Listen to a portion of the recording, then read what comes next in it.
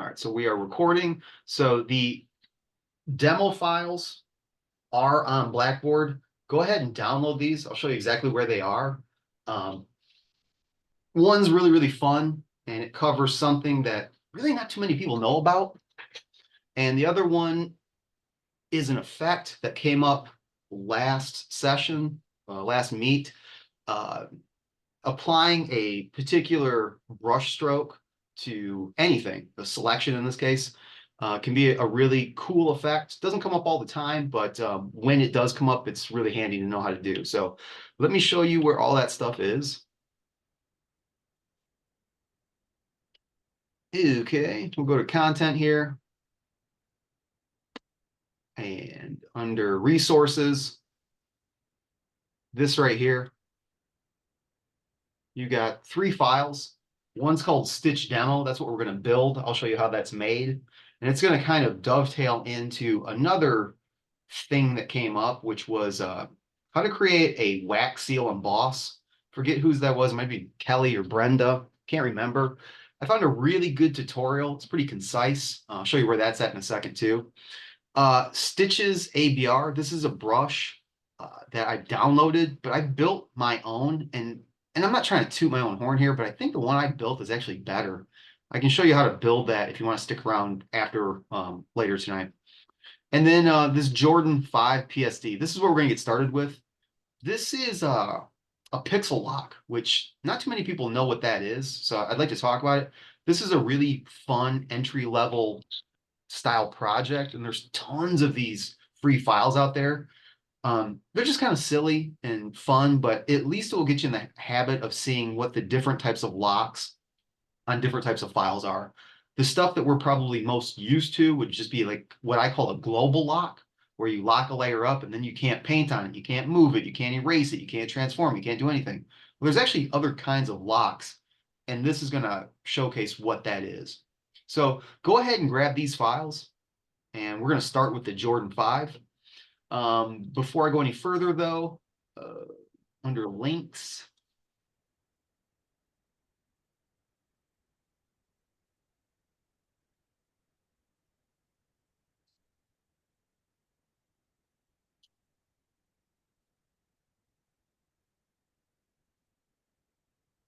where did I put it?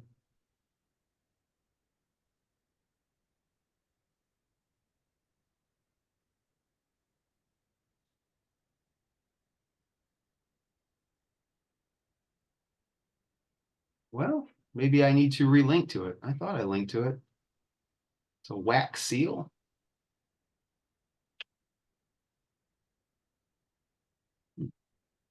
Guess I didn't quite get around to that. I've got it pulled up so I can just pop it right into the chat right now. All right, so let's stop here real quick, or let's stop sharing. Actually, let me find. I got it open. It's like a 9-minute video, but it's very clear. It's easy to hear. So if you've ever wanted to know how to make something look like it's sitting in a wax seal, look no further. Now, I would demo it, but the problem is there's some very, very specific values that you need to plug into 3 layers as far as your bevel and emboss and your contour goes. I mean, I could fiddle with those sliders all day long. Maybe I would get close, maybe not. It's much easier just to follow along with that to precisely know, boom, this is it. But if you guys want to see me hack at it, I can certainly try to do that too. All right, lastly, there will be no critique on Thursday because there is no meet on Thursday. I'm going to be indisposed, so I won't be here. You shouldn't be here either. Have a good Halloween. Stay safe. I'll see you back here on Tuesday, a week from tonight. That's when we're going to have our critique. We're going to start sharp at 6:30, so make sure your work is in there really before the chat begins, because at 6:30, you're going to get locked out as far as the submission goes. You'll still be able to participate, be here and give feedback to get those points, but you will not be able to submit, and thus it will be late. So get all 4 components in before 6:30, and then whoever's work is in there, that's the stuff that we're going to talk about. After the meet on Tuesday, I'll open it back up for resubmissions. Correct. So no, I'm not going to listen, every once in a while, the art gods smile on all of us. So if you needed more time, guess what? You got lucky. I'm not going to penalize people for what I have to do. So you guys have an extra 5 days. Make the most out of it. Let's bring me the wow. Okay. I really want to see some good looking work for this one. Does anybody have any questions right now before we get started? Anybody need anything? Our COD meeting got canceled, but one thing that came up was, and this is not your fault, it's my fault really. We are contractually supposed to keep students here longer. So outside of critiques, which I'll be honest, like once you're done, cool, you know, like a mid critique particularly, you're free to go. But for all the other stuff, we really need to be here until a minimum of 8:30. So once we're done doing whatever we need to do, I'm going to wait until that 8:30 to take attendance. And then if you guys want to start filing out, you can. I won't call on anybody after probably break, but we do need to be here. And I would appreciate it if you keep your uh, speakers on. That way, if Gotham or one of the ADs pop in and I do ask a question, at least somebody's there, even if it's just in the chat pod. I don't care that your cameras aren't on. I would never make you do that. But yeah, so that's kind of where we're at. All right, so no questions. Everyone's good. Everyone's clear on the expectations. Week from today, critique, be here on time, have your work already in. If you say, you know, I just need a couple more minutes to submit, it's out of my hands. Like it's already set up in Blackboard at 6:30, boom, that's it. And I'm not opening it back up. So do yourself a favor, get in here at 5:30 and submit your work. You got an extra 5 days to get it done. All right then, everybody. Let's take a look at this Jordan shoe file and see what's going on with this thing.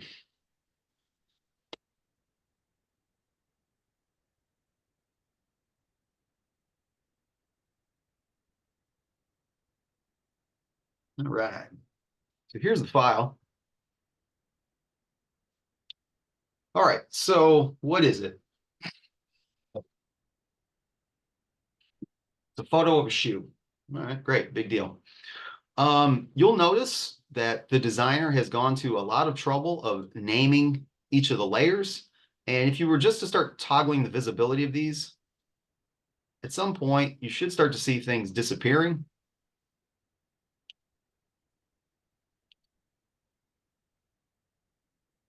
And then when you get to the background, it's gone. So I guess I kind of lied. Nothing really disappeared when I turned off toe middle or lace holders or laces and so forth and so on. But they are named. And if you were to turn off everything, you can kind of see there's like a white patch that happens to coincide with this ankle piece. So what's going on here? Let's turn all these things back on.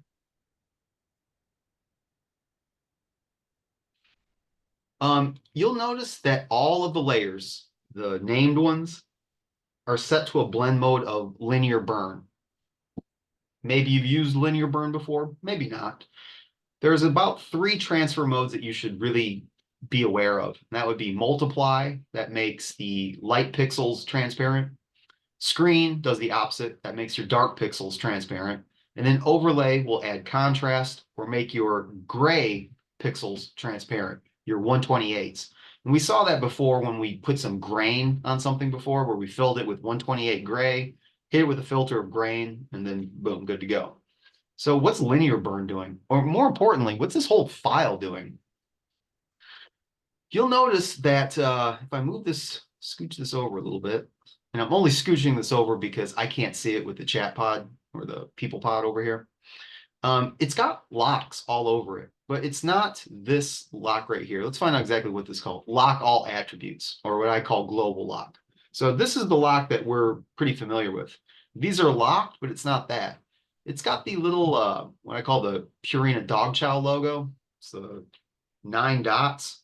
And it looks a lot like transparency. And if you hover your pixel, if you hover your cursor over it long enough, you'll see it says lock transparent pixels.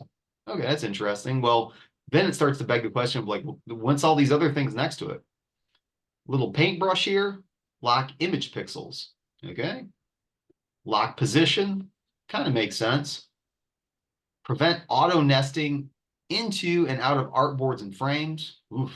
And then the one that we're familiar with. All right, so first things first, lock transparent pixels. This is the spikes. I'm assuming the spikes are this little graphic right here. And if not, we're going to find out really quick. So the way that these files are built, and as a kind of an intro to Photoshop, like if you're talking to someone that has no clue and you're kind of figuring out like where could I even get started with this, because it's a pretty complicated program. Files like this are pretty nice because this allows people to immediately rapidly visualize what a shoe could look like without getting into the nitty gritty of Photoshop, because it's already kind of built for you. So check this out. I'm going to get a brush. I'm going to pick a color. I'll do like this pink color, B for brush, and I'm going to paint on spikes. And I'm not trying to stay in the lines. I'm just going to take two big swooping strokes. And voila, I'm off to the races. What is air bubble? I have no clue. Let's try green.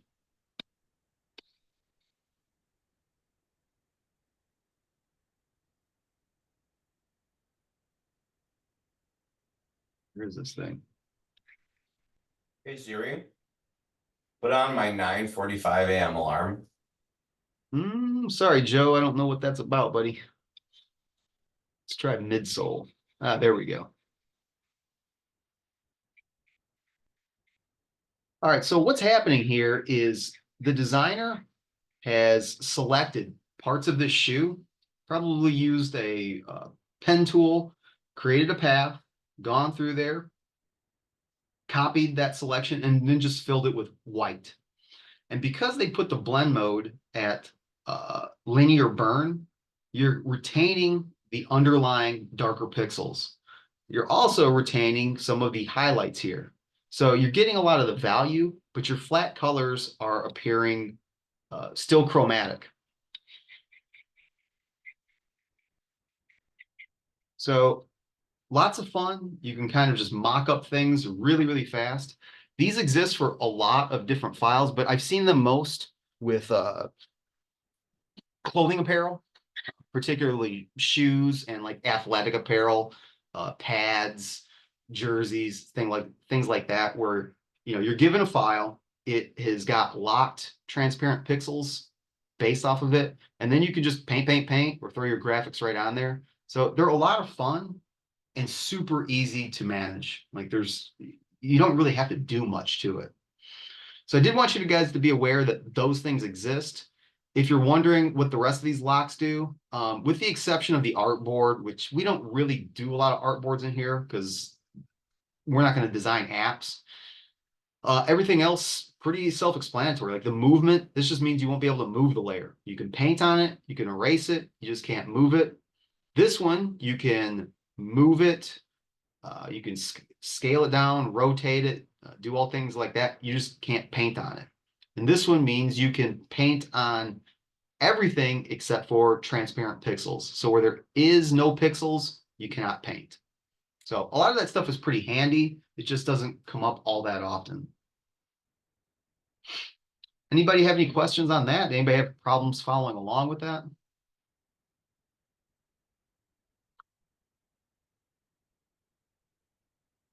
We're good on that. Let's move on to something else.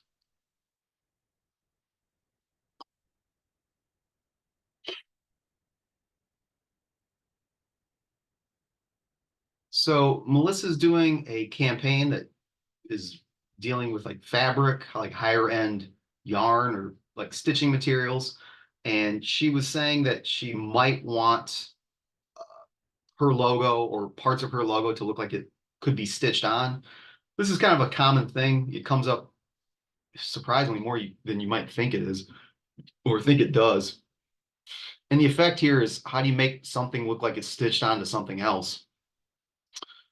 How you do it is you set up a brush, and I gave you guys a series of stitch brushes, or you can create your own. And then you are going to use simulated brush pressure to outline a stroke. Now that's a lot said there. So what does all that even mean here? So this is the PSD that I have set up, and I've got 2 layers of stitches. I've got a clipping mask for blue fabric just going into a piece of type. The reason that I rasterize the type is I realize that not everybody has this font. So if it came up that you don't have the font, it doesn't matter. You can actually really trash this layer out if you wanted to. It's not doing anything. And then a piece of fabric for the background. And that's kind of how this thing is set up. This chair is driving me nuts. Hang on for a second. All right. So how did this thing come to pass?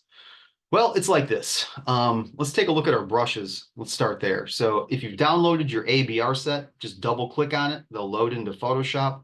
And let's kind of go through that brush set and see what's what. So B for brush. Make sure I'm on a layer that could have a brush. So B, F5, or just go to Window Brushes. Here's my brushes. I'm under Legacy right now. Here's my stitch brushes. I haven't used these in a while. I realized that this is where apparently my zip tone brushes came from. I totally forgot that, but these are 2 really, really good brushes. So we're actually going to use the zip tone straight after this. But the 2 that are going to be most useful if you're trying to create this hatch effect is the hatch. This is just one line, or the crosshatch. Maybe I'll do the crosshatch next. If you build your own, totally fine. Guys, you can Google this. In fact, I've even got a demo somewhere floating on YouTube on how to do this. But these 2 brushes will be a good starting point for us. Once you have a brush selected, you're going to want to go to your brush settings and make sure that your spacing is wide enough. I'm going to go to brush tip shape. You don't want your stitches to be sitting on top of one another like this. I don't think, anyways. The farther that they are apart, the more it's going to look like a pretty realistic stitching. So I'll kind of put mine right here. Next thing you'll want to do is if you hover your cursor over the artboard, you can see that right now, if I was to apply this, these stitches are gigantic compared to my piece of type here. So those are way, way too big. So you need to visually scale it down. And I'm just going to start hitting the left bracket until it looks to be about the right size. So if I need to zoom in here, that's fine. Still think that's a bit too big. Maybe something like right about here. Now that I've got approximately the right scale, I'm going to go back up to my spacing and kind of adjust here until it looks, I don't want the middles to cross. I kind of want the outside to cross. So something like this looks pretty good.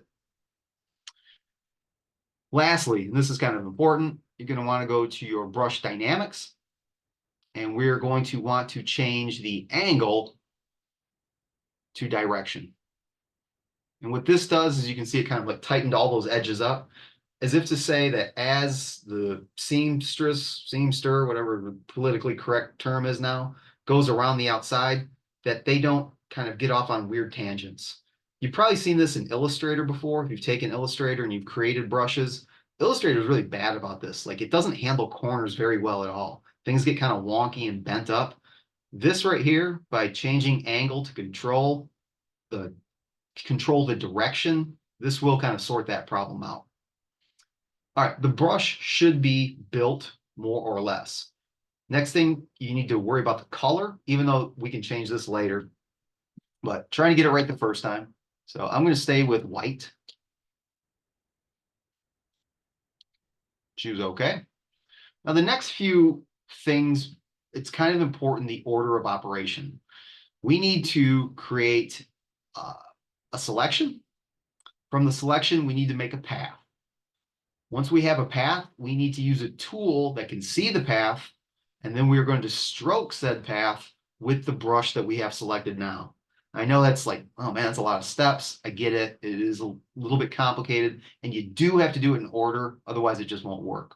But I'll go slow, and this is being recorded. So if you need to go back and check it out, you'll know where to find it.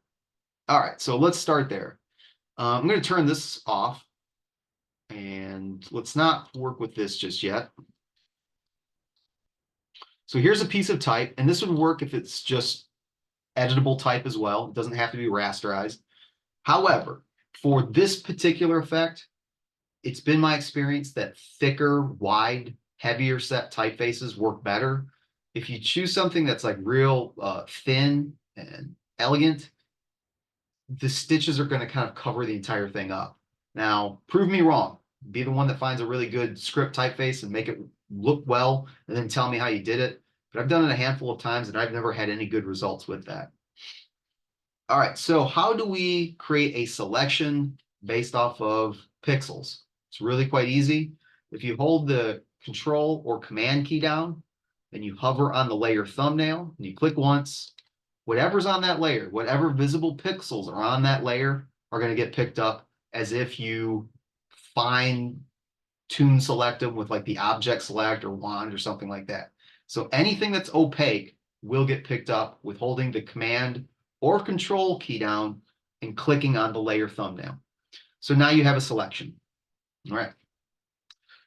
One thing that we have not talked about at all, and I mean, I guess we still have November. Maybe it'll come up. It's just paths are something that don't get used that much in Photoshop in my workflow. I guess to say that we did it, maybe we should do it, but today might be the only time that we ever talk about paths. Where are they? Well, they're next to your channels, generally speaking. And if your workspace looks different, remember, you can always just go to Window, Workspace, and then reset Essentials if you want yours to look like mine. But my paths are next to my channels. And if you just want to see your paths, but want to keep everything else as is, that's Window, P for paths. You're going to want to go to paths, and then we're going to make a new path. Making a new path is just like making a new layer, anything like that. And it's just a little plus down here. So you'll click on this. Now that you have a new path selected, it's time to turn this selection, the marching ants, into a path. Could you do this with the pen tool? You could, but boy, you're really spending a lot of time for something that's got very little yield. So with your selection in place, this icon right here, where it looks like a circle with like 4 little anchor points around the outside, this will create a path from a selection, exactly what we're looking for. So if we click on this once, there's our path. Now this should look very familiar to anybody that's used Illustrator before. If your question is, oh, cool, those look like anchor points, could I use the direct select tool to move those around? Answer, yes. So really, this is about as vector as Photoshop will ever get. But we don't need to do that. But if you did, you could. Now what we need to do is we need to jump back to our layers. We're kind of done with our path. You'll see that it's still enabled. It's just there's not much we can do with it right now. At this point, what we'll need to do is make a new layer. It's important that you do this on a new layer. It's really important. Otherwise, this effect is going to be tied to whatever layer you're on. Like I don't want it on my denim. I don't want it on my piece of type because I want to turn my type off eventually. So what I need to do is I need to make a brand new layer. See, the path is still selected. It's just I have a brand new layer. Now I can take that last step, stroke this path with this brush. As I said before, though, in order to stroke this, you do need a path-based tool. My brush won't do anything to it right now. If I just paint, it's just going to paint like a normal brush. But if I was to grab, say, the direct select tool or the pen tool or the shape tool or something like that, you can go anywhere. It doesn't have to be on the path. I'll just right click off of here, and then you can stroke the path because the path is enabled. And if your path isn't enabled, you do need to go back to your path. Like if I click off of it, go to layers, right click, you can see I can't stroke the path because it's not lit up. It's not enabled. So I'll go back to paths, click on that path, go back to my layers, make sure I'm on an empty layer, which I am, right click, and now I can stroke path. However, I might not have the right brush selected. So I'm going to cancel that one more time, get B for brush.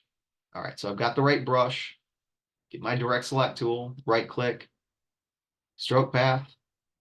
The important thing that you do here, and I don't want to say it's the most important, but it's pretty important.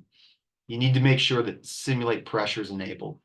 What this is saying is it's going to respect any of the brush presets that you enabled, like direction, like spacing, like if you had rotation or shape dynamics or scattering or any of that stuff, all of that stuff.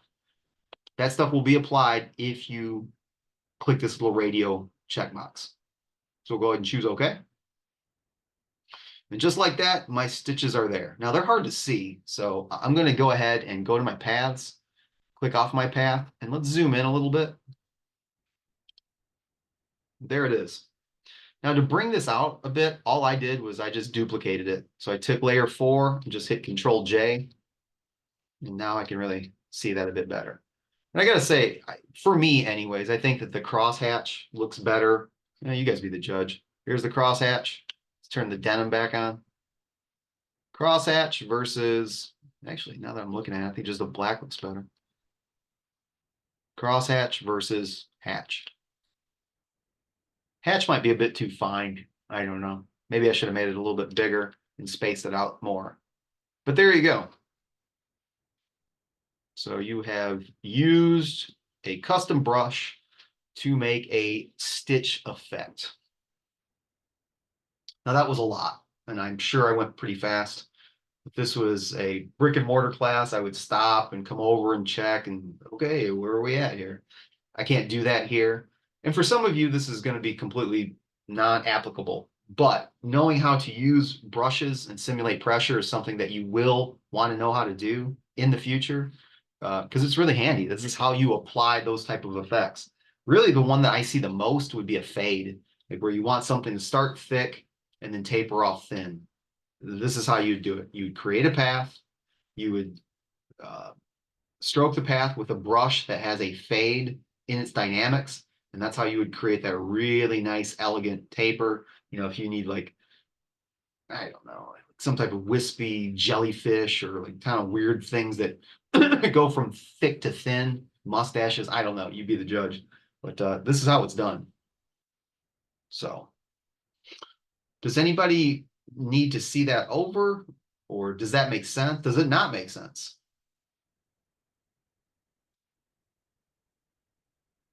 Everyone think they're pretty good on that if they needed to use it, or at least remember kind of where this chat is if you needed to jump back. Yeah, it makes sense. What's that, Kelly? Yeah, it makes sense. Okay, cool. All right, well, let's kind of keep this tight train rolling a little bit. There was not even a question, but a lot of you are resorting to Illustrator for type, particularly in your logo. I get it. I know why you would do that. And I'm not saying you're wrong, but depending on what you're trying to do, it might be better to either start and end in Photoshop or start in Illustrator and then end in Photoshop. And the one that comes to mind right now would be the kind of the Spirit Halloween.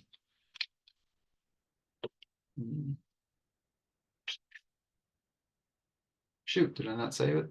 Oh, it's in Illustrator. So let's stop sharing this and we'll share Illustrator.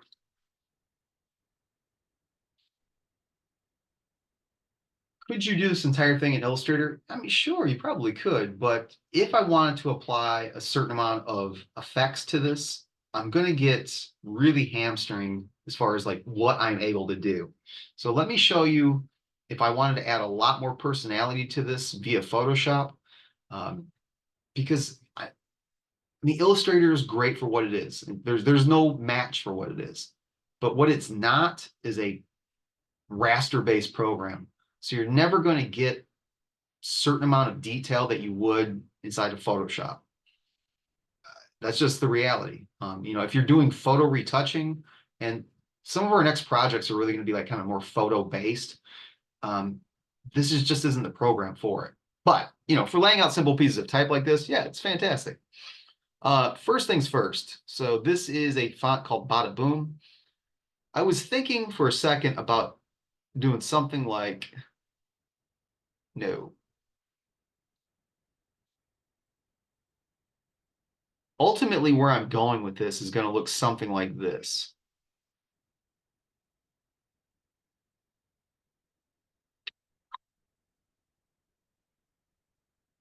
How odd, I should have had this saved, the font that I was looking for.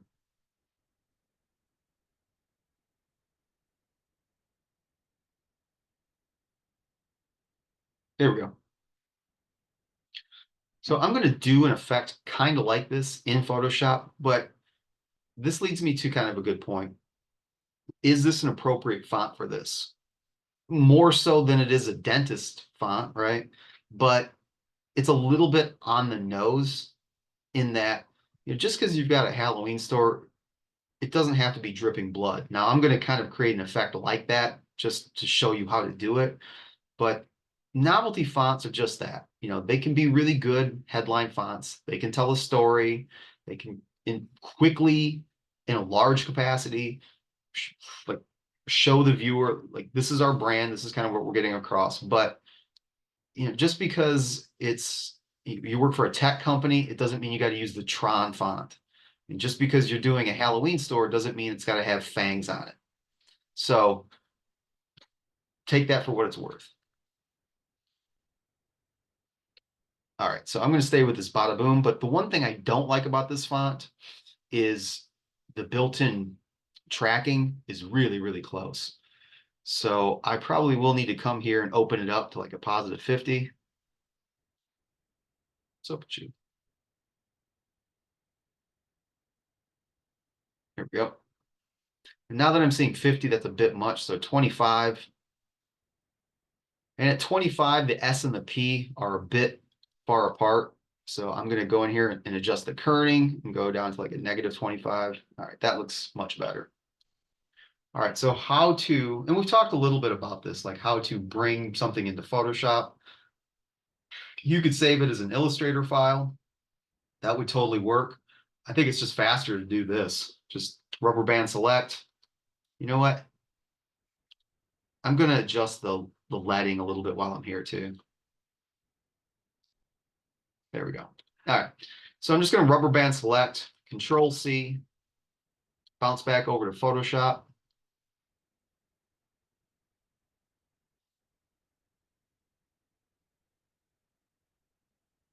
And now that I've got Photoshop open, I'll just open this stitch. That's fine. Turn off everything. And Control V. Now it's going to say, how do you want to bring this in? You've got a few different options here. You'll have to be the judge, but ultimately, I think the most flexible would be a smart object. This is going to retain the essence of being vector, meaning I should be able to scale this thing no problem. Even though I'm in a pixel-based program, it's what's called continuously raster. So as I scale it up, it will be pixelated, pixelated, pixelated. And then as soon as I hit enter, it'll be like, oh yeah, that's right, I'm vector. And then it will snap back to sharp edges. So this is going to give me the most latitude. There we go. Now that I'm in here though,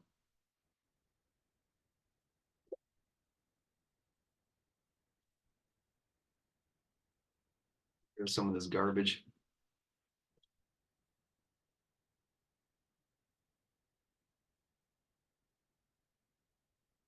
Here's that layer, and you can see that there's the icon denoting that it is a smart object. Okay, great. I'm going to duplicate it now because I always want a archive copy of the smart object. That way I can go back and do whatever it is that I need to it. This one, however, is going to be a raster image. So I'm just going to right click on the layer and choose rasterize type. All right, so we've got a little piece of raster type here. So what to do to this now? I'm going to show you a couple things. And first is, what's the difference or similarity between opacity and fill? This is how I know that someone is new to Photoshop. When I see a layer that's got 60% opacity and like 30% fill, the question is always like, well, why'd you do that? And the answer is usually like, I don't know really what I'm doing. And then the answer to that is, well, I appreciate the honesty, but you don't need to do that. These are different. And if you want 30% opacity, just plug in 30% opacity. But the fill and the opacity do have something very different about them. And it's really easy to check it out. All right, let's start with a stroke. We're going to put a stroke on both layers. Effect, stroke. Let's choose red. Make this Halloween-ish. Guys, got to be real careful. When you put strokes to the outside, it's never a good idea. So I would always do center, or I'm sorry, inside. And even that's starting to really mess it up. So we'll do center. I'm guessing, I don't like it. Let's do a 4. All right. Go okay. And I want the same exact effect on my other piece of type. So remember, if you hold the Alt or Option key down, click on the effect, click, hold, and drag, pull it down. It will replicate all of those effects. All right, so the top one is going to be opacity. Let's bring the opacity down to 10. All right, so that kind of behaves the way that we thought it would. Let's grab the bottom one and let's bring the fill down to 10. That's the difference. So with the fill, all of your effects are still going to be as opaque as you want them to be. Now, if I wanted the stroke to be more transparent, double click the word stroke, and then right here, this is the opacity just for the stroke. But if I was to say, all right, well, that looks pretty good, but it would be cool if I also did drop shadow. So you can have transparency in the type itself, but everything else stays opaque. That's it. All right, back to we'll trash this one out. Bring the opacity back up to 100. All right, so what to do with this? It is a raster document, which means I can paint it, I can manipulate it, I can erase it, do all types of stuff. We talked a little bit about liquify, and I might even just turn the effect off for a second. You know, something like this might be best suited for a liquify or a warp or something like that. So let's see what we can do. Got our layer selected, go to filter liquify. And here comes the obligatory blood strokes here, but we'll do them kind of on our own time. Make sure we got forward warp, got the right size. Bring up the pressure some, bring up the rate some. Stylus pressure, there we go. All right.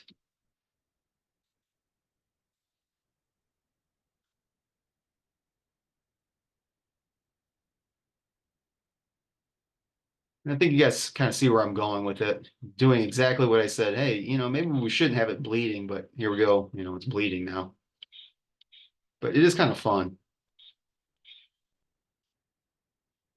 You have a couple like kind of peeling off in different directions. And I'll wrap this up pretty quick. And then choose OK. Since it's on its own layer, I could even go so far as to B for brush. I still got that kind of funky stitch brush out. So F5, go back to my legacy brushes.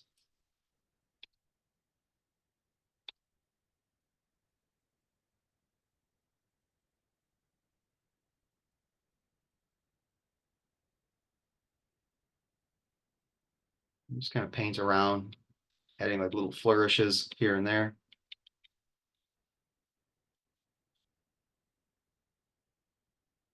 What I kind of like about this is while I don't particularly like the obviousness of, you know, things bleeding for Halloween or whatever, is it's very customized. No one else is going to have this type treatment anywhere. Some of it might look like mine, but it will not be because I've really created it myself. And I've also done a good job of keeping it legible, which not a ton of these novelty fonts will do. Some of these things will fall apart pretty quick. Now for the spirit part, try something different. For this one, I think what I'm going to do is just try a series of selections. And one tool that doesn't get a lot of play is the polygon lasso tool. We've talked about object select for people on a background. Awesome. Wand for flat colors. Great. Quick select, not bad. Lasso tool, occasionally, yeah, sometimes, but this guy doesn't get a lot of love. What I really like about this is I could take something like this and it's going to connect the way that the pen tool would. So here's what I'm going to do. I'm going to start kind of at the top and I'm just going to start to click a few times. So I've made like really nice kind of square selection. Just hit V. And then if I stay within this selection, I can click, hold, and drag it and just kind of separate these a little bit. I'll go back to that polygon tool. V, make sure I'm stay in there. L for the lasso. You can realize that I'm not moving these quite far enough. So V, L for lasso, go back and kind of repeat some of this stuff. Guess I'm trying to go for like a Giallo, Dario Argento, where the title's kind of busted apart. But you got to be real careful with this because it can really get tough to read pretty quick. I'll grab one more piece here. A little bit off the top.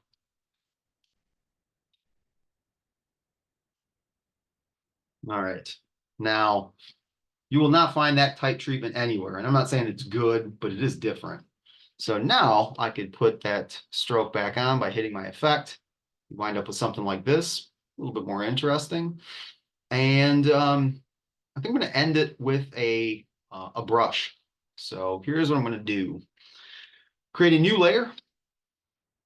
It's clipped to it because that denim was clipped, but that's fine. I was going to clip it anyway. So B for brush, F5. You've got this in your brushes now. It's that zip that's in the stitches. Zip tone straight. It's big. Right. I need to rotate it. So I'm going to go to my brush settings and go up to a positive 90. I do this effect a lot, maybe too much. And let's get, I don't know, I think a yellow is really going to pop out of this thing pretty nice.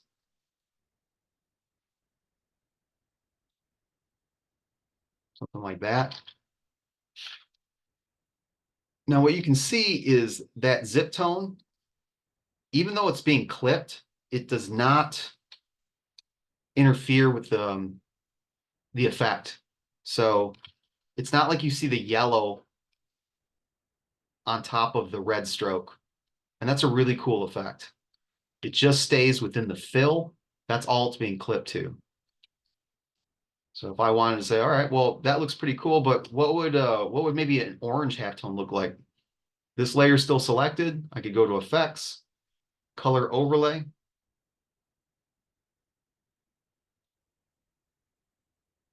Purple's hard to see, but orange might be a bit more on brand. And there you go. So a little bit more of a customizable type treatment via Photoshop.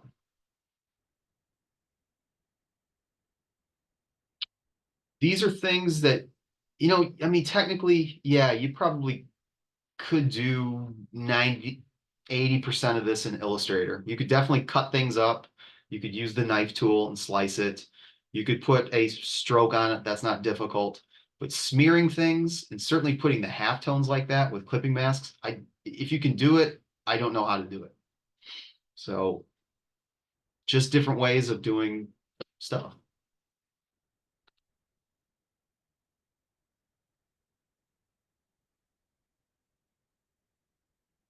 All right. Let's do this. It's 7:30. Let's take a 5-minute break. Meet back in here, but 7:25, sorry. We'll meet back in here at 7:30, do some Q&A, hang out for a while, and we'll see where we're at. So hang tight.